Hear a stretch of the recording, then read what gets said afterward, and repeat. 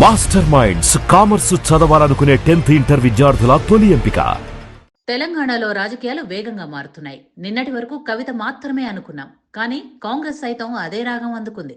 BRS MLA Harish Rao BJP MP Etela Rajender ను రహస్యంగా కలిశారు. హైదరాబాద్ శివార్లో ఓ ఫామ్ హౌస్ లో వారిద్దరూ మీట్ అయ్యారు.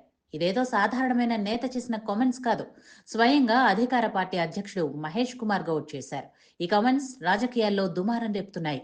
ఇంటెలిజెన్స్ రిపోర్ట్ వచ్చే ఉంటుంది, అందుకే అంత ధీమాగా పబ్లిక్ గా కామెంట్ చేస్తుంటారు.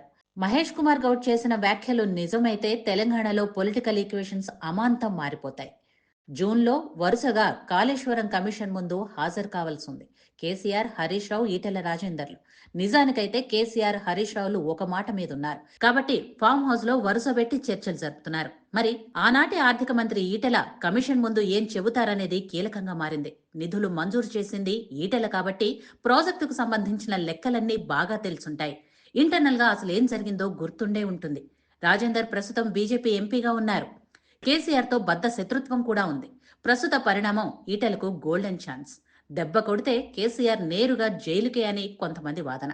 అందుకే కాళేశ్వరం కమిషన్ ముందు ఈటెల రాజేందర్ ఇచ్చే స్టేట్మెంట్ మోస్ట్ ఇంపార్టెంట్. అదే కేసీఆర్ ను కలవరపెడుతుందని అంటున్నారు.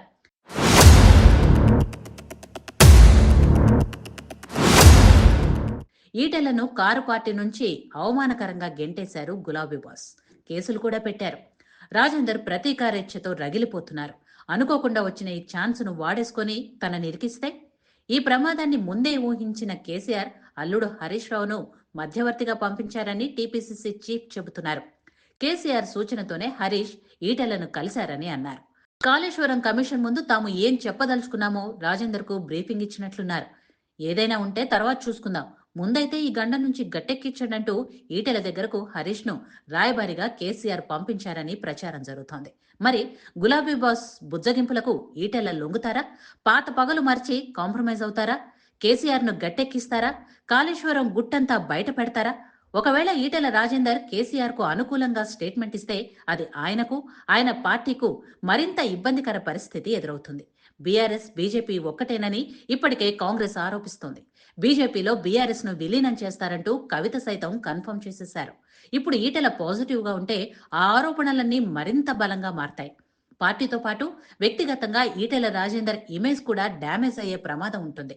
అందుకే నెక్స్ట్ ఏం జరగబోతోందనే దానిపై పొలిటికల్ ఇంట్రెస్ట్ పెరిగింది.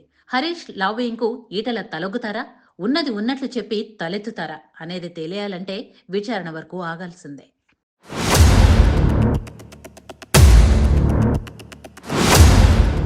మాస్టర్ మైండ్స్ కామర్స్ చదవాలనుకునే 10th ఇంటర్ విద్యార్థుల తొలి ఎంపిక.